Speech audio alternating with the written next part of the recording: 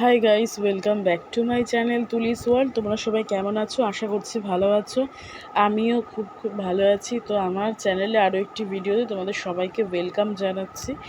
তো এই ভিডিওটা হচ্ছে শুক্রবারের, মাঝখানে দুদিন আমি ভিডিও করতে পারিনি কারণ আমি বাপের বাড়ি গিয়েছিলাম। তো সে চুলে স্মুথনিং করানোর ছিল বলে ওখানেই একটা পার্লার থেকে করাবো। সব কাজ ওখান থেকেই যেহেতু করাই, তো ভাবলাম পুজোর আগে চুলের স্মুথনিংটা ওখান থেকেই করাই। তো সকাল সকাল দেখো রান্নাটা বসিয়ে দিয়েছি। রান্নাটা করে টোরে দিয়ে তারপরে আমি একটু দুপুরের দিকে বেরিয়ে গিয়েছিলাম। আর চলে এসেছি কিন্তু কালকে, মানে রবিবার।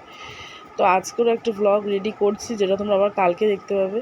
তো শুক্রবার দিন রান্না করেছিলাম ফুলকপি দিয়ে ভেটকি মাছ, তো সেটাই রান্না করছি। আর বাইরের পরিবেশটা একটু দেখিয়ে দিচ্ছি, কারণ রোদ উঠেছে, রোদ ঝলমলে একটা ওয়েদার, আর প্রচণ্ড গরম।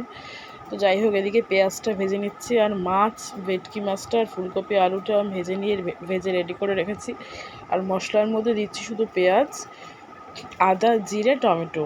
তো আদা, জিরে, টমেটোটা পেস্ট করে নিয়েছি, আর পেঁয়াজটা কুচিয়ে ভালো করে ভেজে নিয়েছি লাল লাল করে। তো তার মধ্যে মশলার পেস্টটা দিয়ে ভালো করে কষিয়ে নিচ্ছে। কষতে কষতে দেখো প্রায় তেলও ছেড়ে এসছে আমার। এর মধ্যে লঙ্কার গুঁড়ো, হলুদ গুঁড়ো অ্যাড করে দিয়েছি, সামান্য নুন আর একটু চিনিও অ্যাড করেছি। তো কালারটাও খুব সুন্দর চলে এসেছে, তেলও ছেড়ে দিয়েছে। এবার আলু আর ফুলকপিগুলো দিয়ে কষিয়ে নেব, আর তারপরেই ঝোলে জল দিয়ে দেবো, আর মাছগুলো পরের দিকে দেবো। তো দিলেই আমার ভেটকি মাছটা এভাবে রান্না হয়ে যাবে। তো এদিকে দেখো আমি ঝোল টোল দিয়ে রেডি করে নিচে বসে আছি, আর প্রচণ্ড গরম লাগছে, সেটাই তোমাদের সাথে শেয়ার করছি। একটু কুলারটা চালিয়ে নিয়েছি কারণ প্রচণ্ড গরম লাগছে, গরম সহ্য করতে পারা যাচ্ছে না। রান্না করতে গেলে যে কী গরম লাগে সে যারা রান্না করে তারাই জানে। আর এদিকে দেখো ঝোল এখনও দিইনি, সরি, আলু ফুলকপিগুলো দিয়ে মশলাটার মধ্যে কষিয়ে নিচ্ছি ভালো করে, তারপরেই জল দেবো। আর জল দেওয়ার পরে জল ফুটে গেলে মাছগুলো দিয়ে দেবো, দিয়ে ঝোল একটু গাঢ় গাঢ় হয়ে গেলে নামিয়ে নিলেই মাছটা রেডি হয়ে যাবে। তো আমি এইভাবেই মাছ রান্না করি, যখন ফুলকপি দিয়ে ঝোলটা করি তখন পাতলা পাতলা করে এইভাবেই করি, আর খুব টেস্ট হয়। আর এর মধ্যে ধনেপাতা দিলে আরও ভালো লাগে। আর এদিকে তখন মাছ দেওয়াও হয়ে গেছে, মাছ ফুটছে, একটু বাদেই নামিয়ে নেবো। আর এখান থেকে সরাসরি দেখো একদম জাম্প করে চলে এলাম পার্লারে, মানে মাঝখানে আর কোনো ভিডিও শ্যুট করা হয়নি, আসাটাও শ্যুট করা হয়নি। পার্লারে স্মুথনিংয়ের প্রসেস শুরু হয়ে গেছে, আর সেটাই এখন আমি ক্লিপিংটা শ্যুট করছি। আর আজকের ভিডিওটা কিন্তু অনেকটা শর্ট হবে, তোমরা দেখেই বুঝতে পারছো। মাত্র 5 মিনিটের বা 4.5 মিনিটের একটা ভিডিও, কারণ আমি সেদিনকে সেভাবে কোনো ভিডিও করতে পারিনি বাপের বাড়িতে গিয়ে। কারণ শুক্রবার দিন জাস্ট আমি চুলে স্মুথনিং করাতে গিয়ে হঠাৎ করে ঠিক হয়েছিল আমার দিদি একটু ফেসিয়াল করবে আর আমি একটু চুলে স্মুথনিং করাবো, তো একসাথেই গিয়েছিলাম।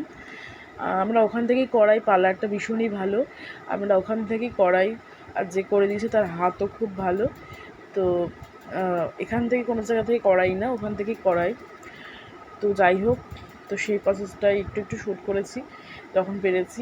আর এমনি কোনো ভিডিও শ্যুট করা হয়নি সারাদিনে, তো সেভাবে কিছু করিনি। সকালবেলা রান্নাবান্না করে ঘরের কাজকর্ম, সেভাবে কিছু ভিডিও ক্লিপস তোলা হয়নি।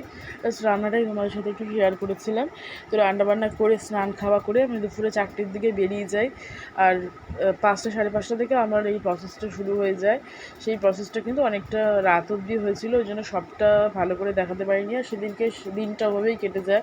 আর শনি রবির কোনো ভিডিও আমার শ্যুট করা হয়নি, কারণ শনিবার দিনও বাড়িতে ছিলাম, কোনো ভিডিও নিইনি। কী ভিডিও করবো বলো? শনিবার দিন সারাদিন ছিলাম বাড়িতে, আর বাড়িতে কোনো কাজই করিনি। আর রবিবার দিন তো চলেই এলাম, কারণ রবিবার দিন এসে আমি কোনো কাজ করতে পারিনি, কারণ ঘর দূরের অবস্থা খুবই খারাপ ছিল। সেগুলোকে মোটামুটি রেডি করে আমি রান্নাবান্নাও কিছু করতে পারিনি। আমার বরই করেছিল, ডাল একটু করেছিল, আর আমি মা খাবার পাঠিয়ে দিয়েছিল মাংস আর একটা মিক্স ভেজ তরকারি, সেটা দিয়েই কালকে হয়ে গেছে। তো ওই জন্য সেভাবে কিছু রবিবার দিনও করতে পারিনি ভিডিও। তো আজকে ভিডিও করছি, এটা কালকে তোমরা দেখতে পাবে।